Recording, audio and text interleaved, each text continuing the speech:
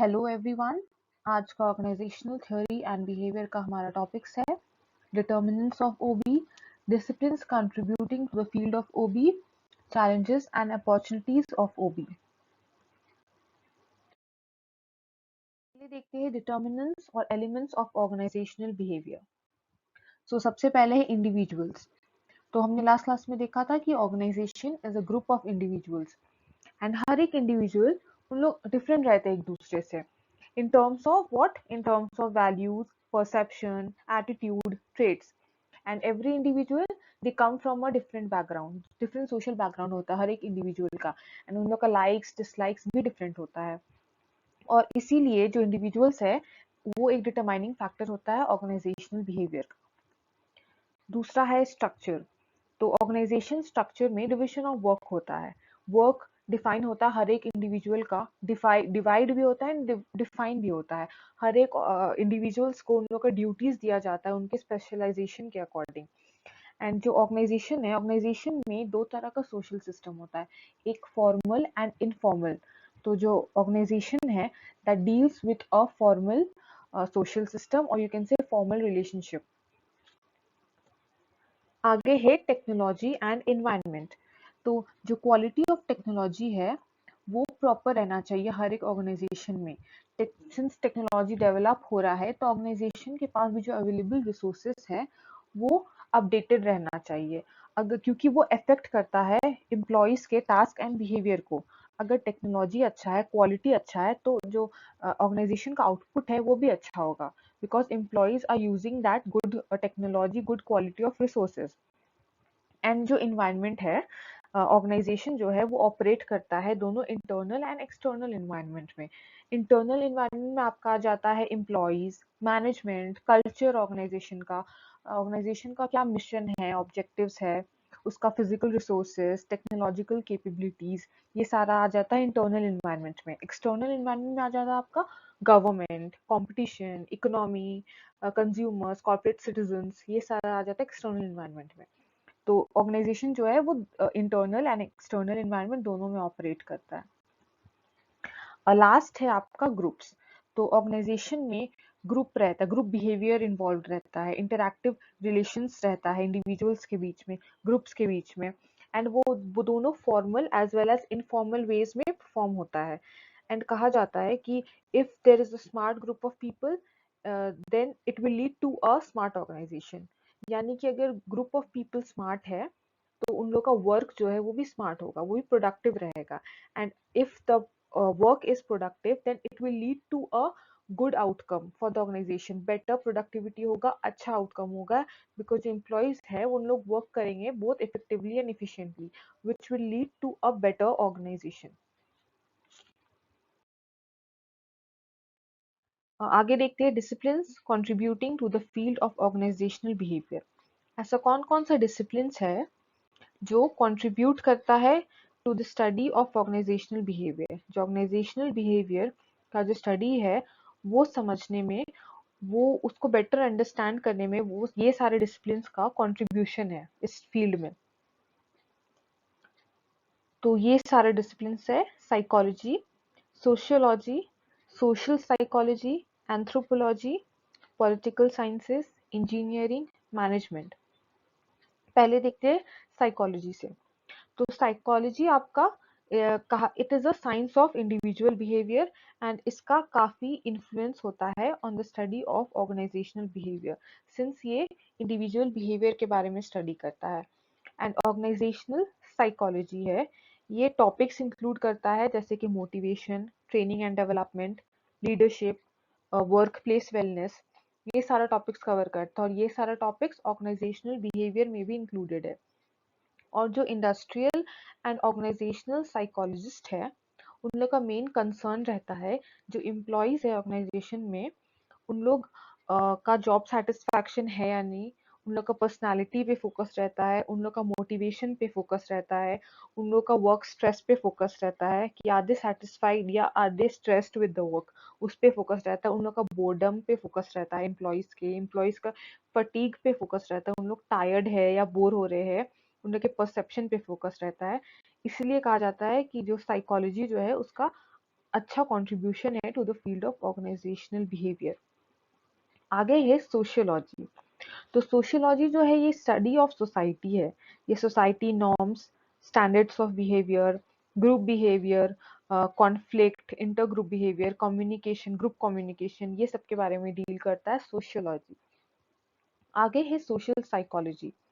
तो ये जो डिसिप्लिन है ये बोरो करता है concepts from the field of psychology and sociology. यहाँ से ये दोनों सब्जेक्ट से जो कॉन्सेप्ट है वो बोरो किया है सोशल साइकोलॉजी। और इसका फोकस रहता है on the influence of people on one another. और ये हेल्प करता है अंडरस्टैंड करने में changing attitudes of behaviour individuals का।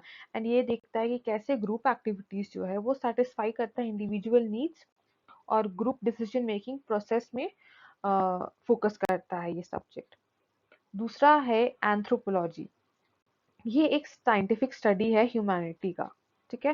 ह्यूमन बिहेवियर, कल्चर, सोसाइटीज के बारे में स्टडी करता है और ये देखता है कि कैसे जो कल्चर है, वैल्यू सिस्टम है, नॉर्म्स है, सेंटिमेंट्स है, ये इफेक्ट करता है ऑर्गेनाइजेशनल बिहेवियर को। आगे है पॉलिटिकल साइंसेस। तो पॉलिटिकल साइंसेस जो है ये स्टडी करता है behaviour of individuals and groups in a political environment, ठीक है।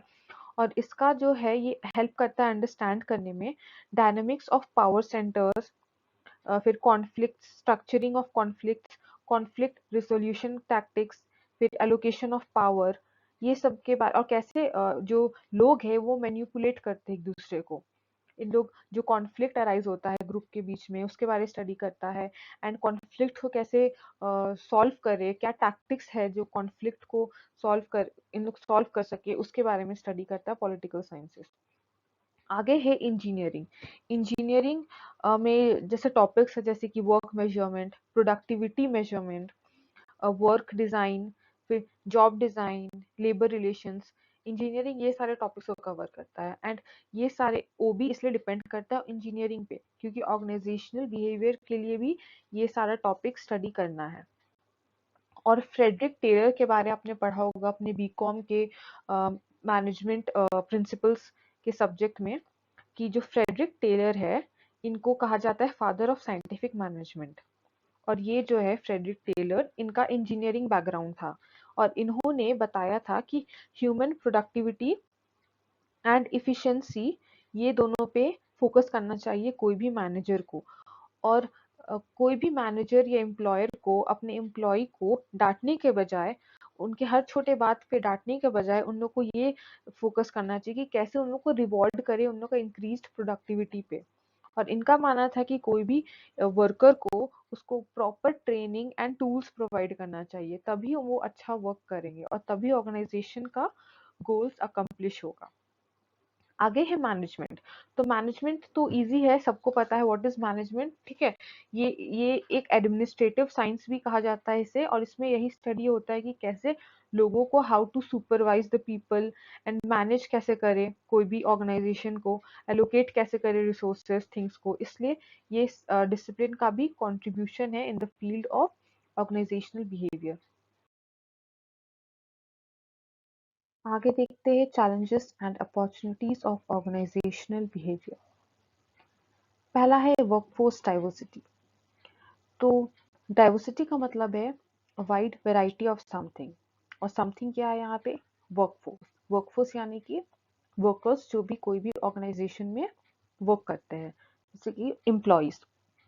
तो एम्प्लॉयज काफी डाइवर्स होते हैं in terms of gender, age group, religion, ethnicity, community, race.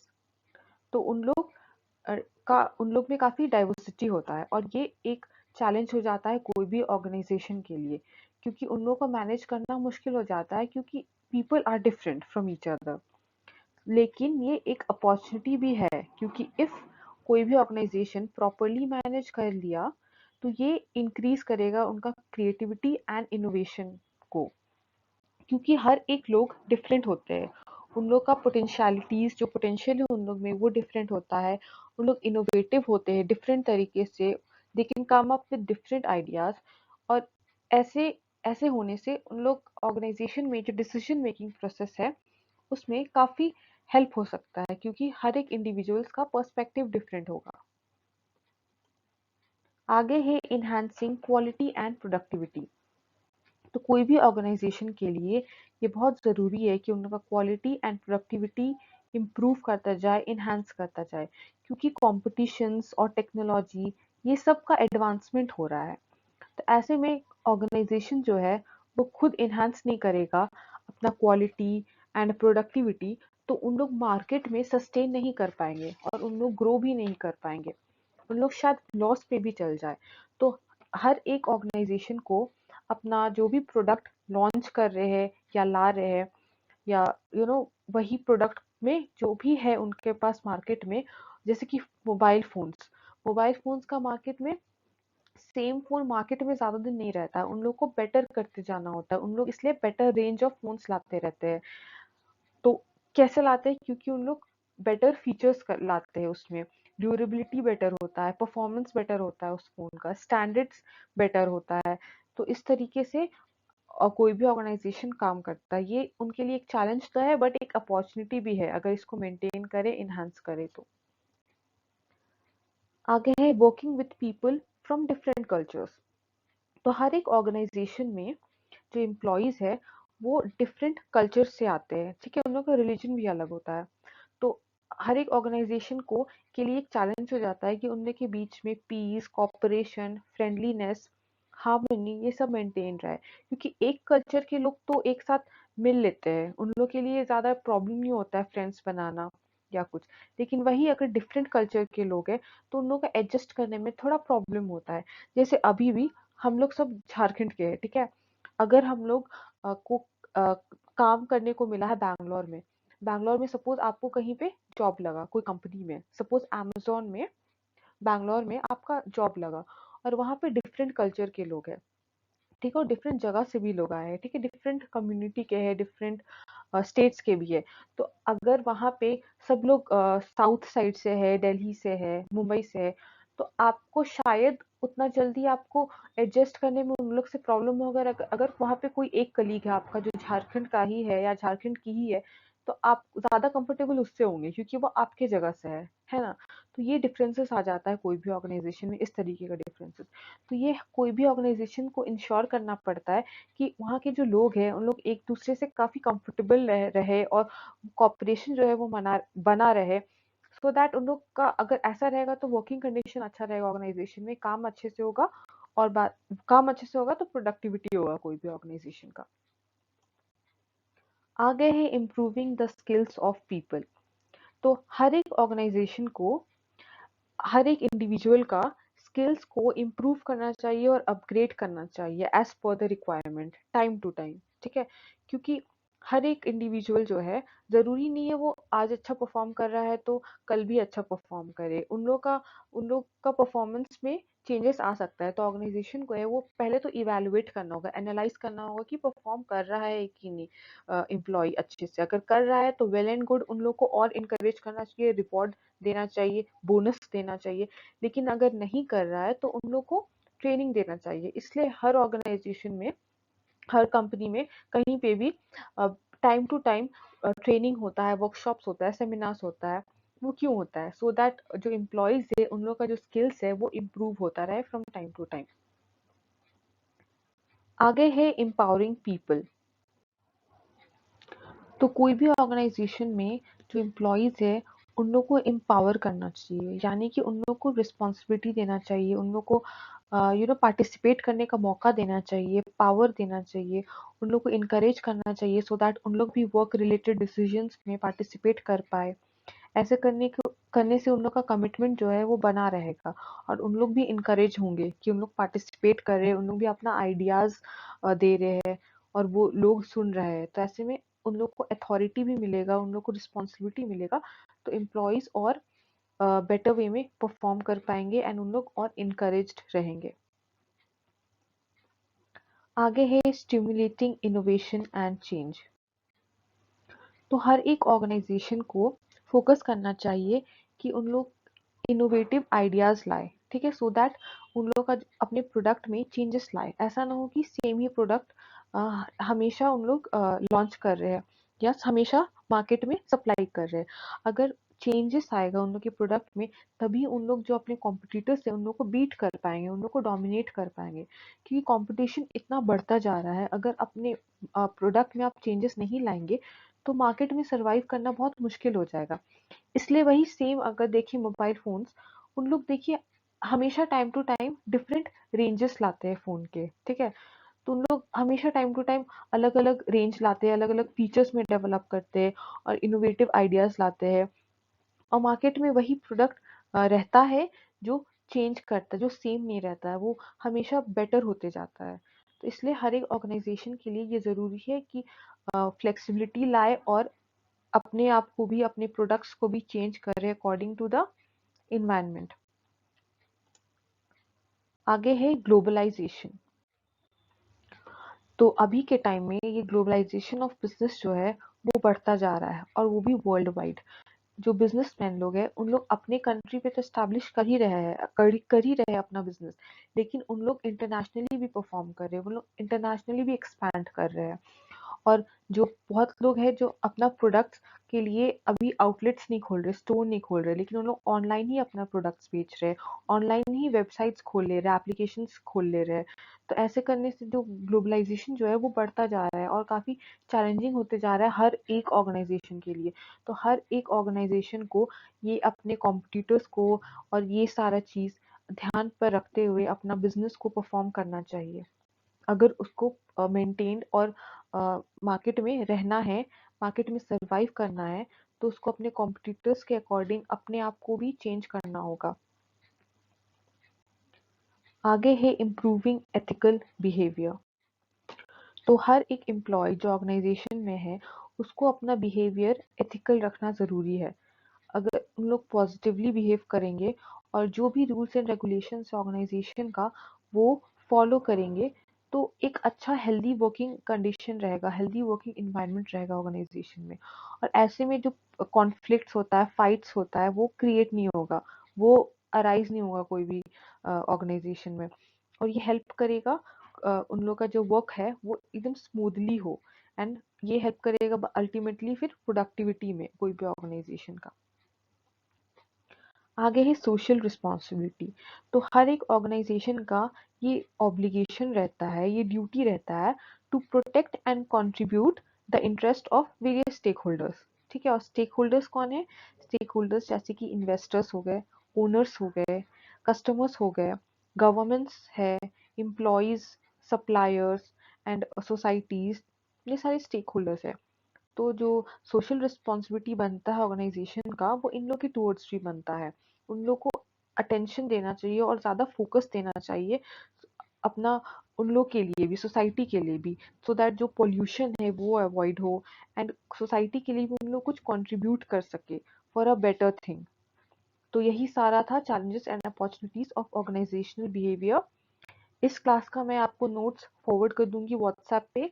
तो आज का हमारा 3 टॉपिक जो था, पहला था डिटर्मिनेंट्स ऑफ ऑर्गेनाइजेशनल बिहेवियर, फिर था disciplines contributing to the field of organisational behaviour, then था challenges and opportunities of organisational behaviour. तो ये सारा कंप्लीट है। आगे के क्लास में हम लोग बाकी का टॉपिक्स पढ़ेंगे। सो आज के लिए इतना ही। Thank you.